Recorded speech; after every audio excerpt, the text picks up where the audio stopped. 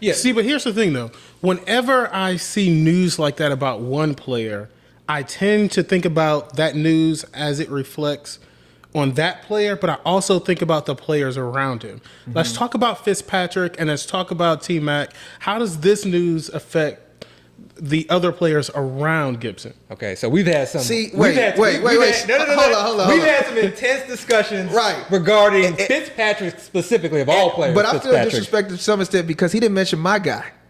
He didn't mention Curtis Samuel. You got to mention Curtis Samuel. So it's Fitzpatrick. Do you want to go first or should I go first? You can go, but we got to say Samuel in the tier. But go ahead. I feel like I'm at a disadvantage for going first. Go ahead. We all agree that T-Mac is the number one receiver on that team, right? We agree. Whether or not he agrees, we're about to find that out. Okay. He is the number one. Okay. But he isn't the number one by far the way everybody thinks he is in my mind. Okay. So you want to go first or should I go first? You can go. Okay. So, number one, QB upgrade.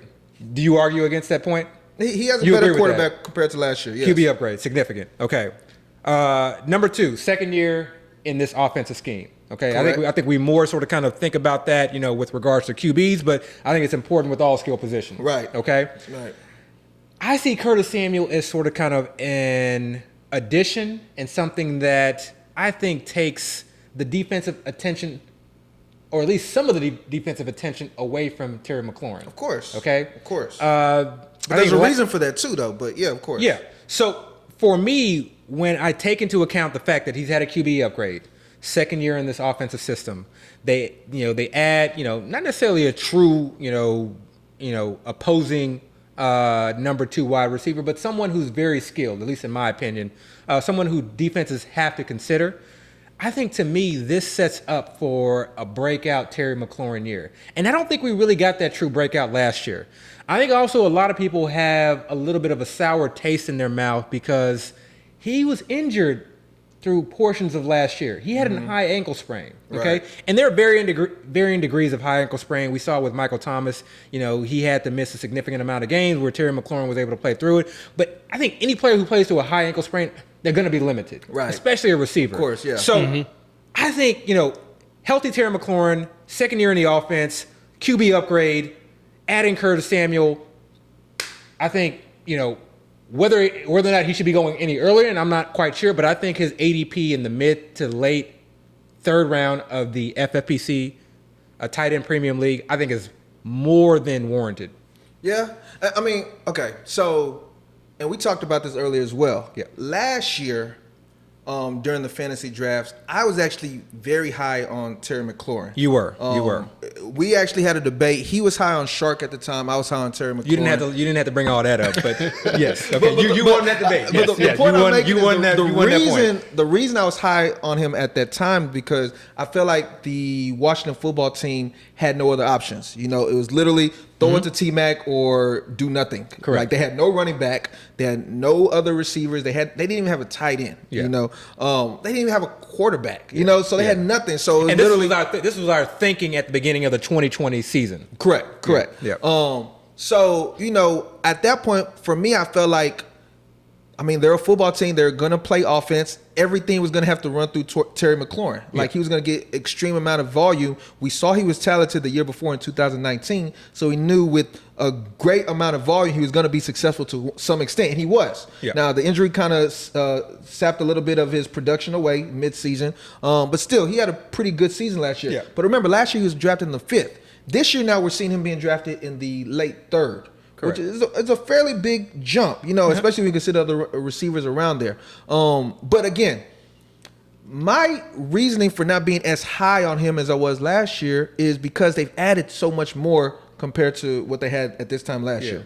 They have now a running back that we just talked about, which is pretty good. Yep. Pretty solid as far as production. They have a tight end that was literally unknown at this time last year. I mean, people knew him, but they didn't know him as being somebody that was a good tight end. No one knew him. And now, I didn't know him until late in draft season. Right. And now he's being drafted as a top 10 tight end, if maybe even top 7 or top 8. Credit to you though, Logan Thomas, right? You were high on Logan Thomas. Yeah, we saw that. But prior to that, it was literally nothing. It was a wasteland in that position room.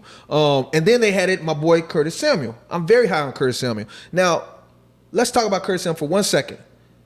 Curtis Samuel was initially drafted by the Panthers, I want to say 4 years ago. Okay? Who was the Panthers coach at that time? Ron It was Rivera. Ron Rivera, who was the current coach of the Washington football team. In college, he went to Ohio State. He was actually a underclassman that declared for the draft. He was playing ahead of Terry McLaurin at the time. So talent-wise, the people at Ohio State and the NFL evaluators saw Curtis Samuel as the better prospect. Terry McLaurin actually ended up going to the NFL draft the next year as a senior. So he was an older product. I actually think Terry McLaurin is older than Curtis Samuel. And then Curtis Samuel had a second-round draft capital, while Terry McLaurin was 4th or 5th. I forget, but he was a later round draft prospect. So just looking at those prospects on just a normal playing field, Curtis Samuel actually is the higher pedigree. Now, again, the coach that drafted him was Ron Rivera. Ron Rivera is now the head coach of the Washington football team. What was one of the number one or first signings they had this season in the offseason? Was Curtis Samuel. What contract did they give Curtis Samuel? And remember, I'm a big contract guy. I look at everybody's contract. Yeah. So what kind of contract did they give Curtis Samuel? They gave him a 3-year. They paid the man. 3-year, $34 million or paid the somewhere man his $30-something money. million contract, which is like $11 million per. Yeah. $23 million guaranteed. That's not a contract you just kind of just sneeze at. Yeah. That's significant. Now, I'm not saying Curtis Samuel is the better receiver than T-Mac, even though I might be. But I'm not just going to just blatantly say that. Yeah. What I am going to say is for people to have Terry McLaurin this high as a late 3rd round pick and Curtis Samuel this low as a 7th round pick, I think that's ridiculous. I think he's even going later than the 7th round. I think he's going way later than the 7th round. So your issue is the gap between the ADP. By far. Okay. By far. I feel like the Washington football team sees those two receivers as literally 1A and 1B. And you can even say T-Mac is 1A. Yeah. But 1B shouldn't be going as far down. So I don't necessarily know that I need to drop Terry McLaurin, but I may need to start considering Curtis Samuel a little bit earlier in draft. If you're going to say Curtis Samuel needs to go up, then you kind of have to. I don't necessarily agree because, again, we'll get to Fitzpatrick in a minute, but we have I believe, a significant upgrade as far as Fitzpatrick. And I think a lot of those targets that went to the running backs, remember, J.D. McKissick getting over, in the running backs getting over 150 plus targets or whatever it was. Right. I don't see him as sort of kind of that check down quarterback. So I think Fitzpatrick is someone who's really going to challenge DBs, throw a lot of 50-50 balls, and really sort of kind of extend the field, extend drives, put them in scoring position. I think we see T-Max, TD, receptions, and yardage all increase this year with Fitzpatrick. This is the last thing I'm going to leave you with regarding Terry McLaurin. For those of you who are drafting in the FFPC, okay, we all know the significant when we're looking at the schedule, when we're looking at, when we want our fantasy players to really excel, that is week 15, 16, and 17, championship week. Guess who he is playing? And we've had discussions regarding strength of schedule. Okay, so for everyone who says I hate it, but he's making a good point right here. Okay, he's making a good point. Guess who they're playing? Let me take a quick look at my chart. Okay, let me just make sure I get this correct for the audience real quick. He is playing Philadelphia, then Dallas, then Philadelphia again. Okay, now yes, these teams may have improved. Those are 3 playoff weeks. And granted, they're divisional rivals, et cetera, but. So wait. Dallas and Philly. So that's Darius Slay. Who's the number one quarterback? Not necessarily. And what did he do against Darius Slay last year? He smashed him last year. Okay, thank you.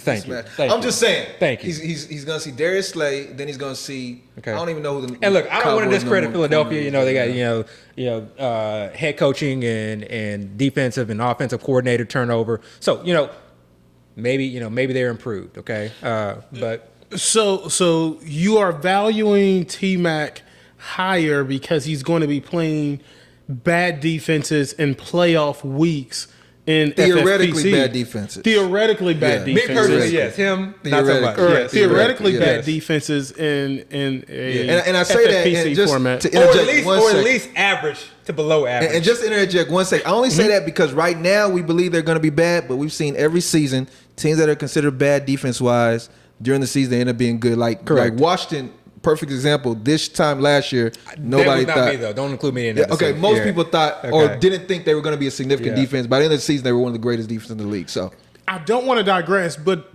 Washington did focus on defense in that prior draft. They did. So Yes. they did focus on it. We can't say the Thank same about you. the Cowboys. but you can.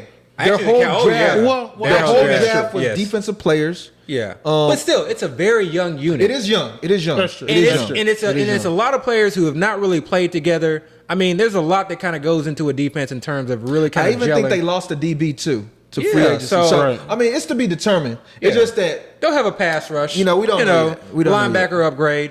But as far as, the defensive backfield, it's not. I guess when I'm looking at strength of schedule, when I'm looking at, I'm excited that my receiver is playing that defense. All I care is that it is either average or below average. Gotcha. Okay? Right. I just want to make sure that it is not, towards that top tier of defenses. That's Right. really all that I care about. And yes, looking, months ahead, you got to take that with somewhat a grain of salt. Right. But look, Right. what do I we got do? you. We look for every little No, bit I of agree. I advantage agree. that we can take. But with that being said, Yeah. that's also good news for Curtis Samuel. Okay. That's